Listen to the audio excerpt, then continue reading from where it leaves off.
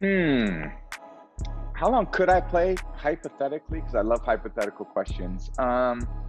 Tom Brady is teaming up with Hertz to get customers to their Let's Go moments, which you can do with their fleet of electric vehicles, including the exclusive Shelby Mustang. I'm Robin Lundberg, and Tom Brady himself joins me now. And Tom, I know the electric vehicle aspect of this is important to you, and I want to get to that. But in one of the Yep. recent Hertz ads, it pokes fun a little bit at your brief retirement, which I'm sure you've heard some about this offseason. But considering, everything that has been talked about, regarding your post career, everything else, are you really sure you're ready for, a let's go moment getting back out on an NFL field? I am. I've committed to the Bucks, obviously, about what 2022 looks like, and I'm excited about the team we have. So we finished mini camp last week. We have a lot of guys coming back from last year's team. There's a lot of continuity. I think we've added some pieces. So um, I'm excited for season 23. It's hard to imagine it's gone this fast, but here we are. We got 6 weeks to go before training camp. I'm gonna use the time I can to get in shape. I got a few vacations playing with my family, but for the most part, I'll be thinking about football. I'll be thinking about what I got to do to be successful this year, and it's gonna go fast, but soon enough we'll be out there on the field trying to kick some ass. Did you get to at least bask in that moment when everybody was telling you how awesome you were? Because that would have been a good enough moment to retire, or a good enough reason to retire in and of itself. I know, and I got back to so many people. I got the nicest messages. I got a handwritten note from Peyton Manning. Amongst many other things. I mean, people said the nicest things in the world, and I never thought, I just not something I thought about when I was, a kid growing up, playing football for this long, and then, you know, kind of making the impact that myself, my teammates, the teams that I've been a part of have been able to make, and we've impacted. Sports as a great way of impacting communities. Um, Good and bad.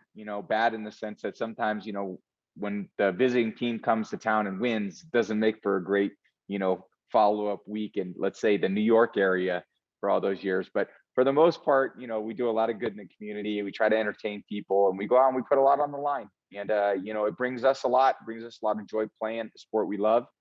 And hopefully people are entertained by what we do out there on the field. So no handwritten notes from Eli though. No, I'm little. He's the one that should be giving me handwritten notes. I mean, at the end of the day, he's the one that's kind of I could never figure out how to beat in the big game. So we thought he'd be a little more polite than his brother, but apparently not. I think Peyton's got the charm. Eli's got a little more of the I don't know. He and I got to talk about that. Well, you did get a shot in at Peyton recently. And another thing, I think you're kind of objectively great at, which is social media. Is that something that you made a goal of yours to be the GOAT athlete TikToker?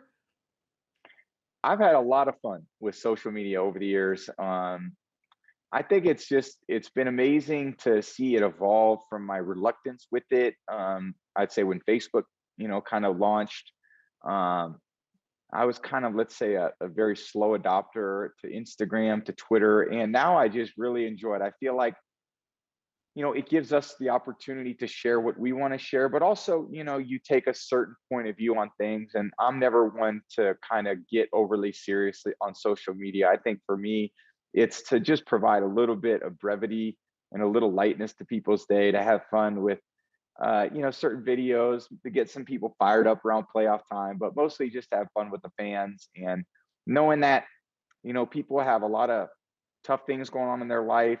There's a lot of challenges that people face, but just providing a few minutes or seconds of laughter, can go a long way. So try to use it the best way I can.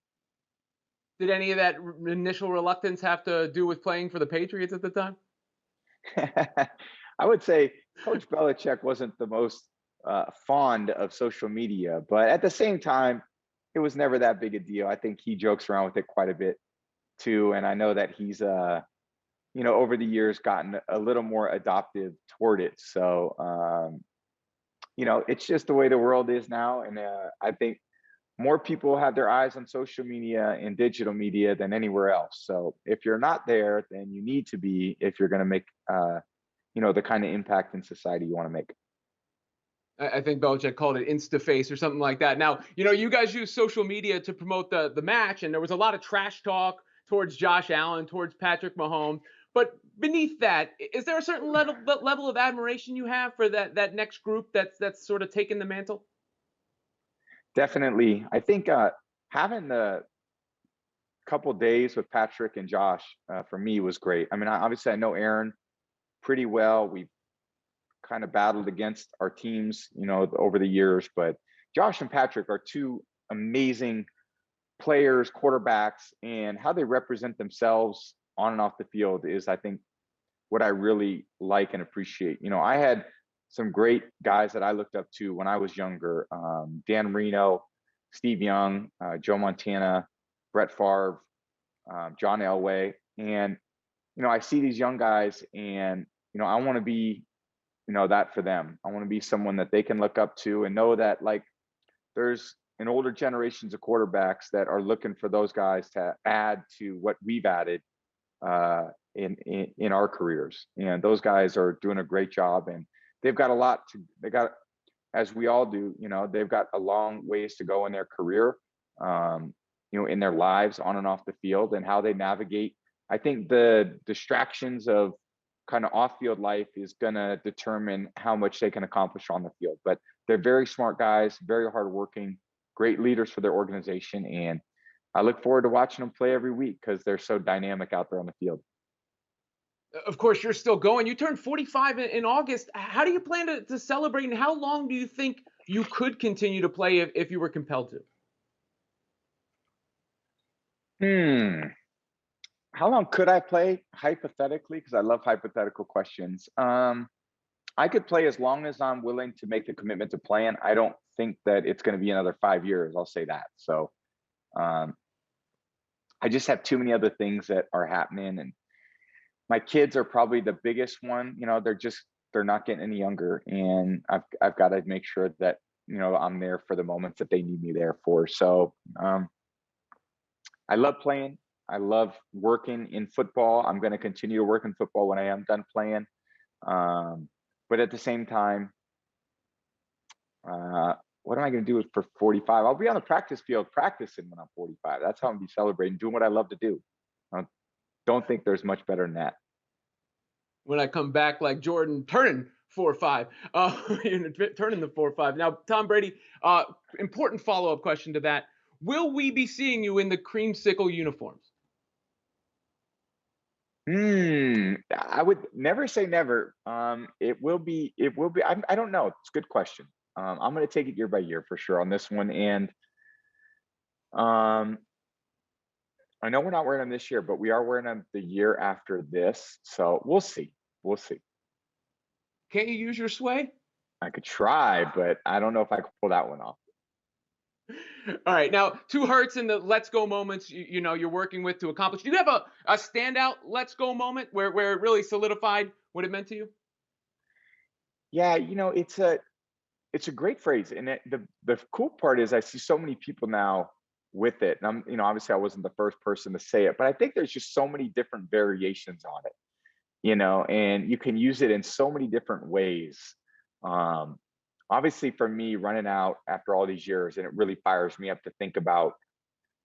It's usually let's bleep and go, but we couldn't necessarily say that in the campaign, so we cut out the the F word in the middle, but that's cool. I still think you get the feeling of it, which is, uh, you know, let's ramp the intensity of it. Let's ramp the intensity up, and let's go get after it, and let's go get it done, and no excuses. And I think for me, it's an emotional moment, and it gets me in the right frame of mind to go do my job. So I've got to operate at a high level. I've got to operate with a lot of emotion, and it's the only way to be out there on the field. So I love that it gets me in the mood to go play football. And finally, I know the electric vehicle aspect of it, which Hertz offers the fleet. That's important for you as well. You take care of your body. You want to take care of the environment.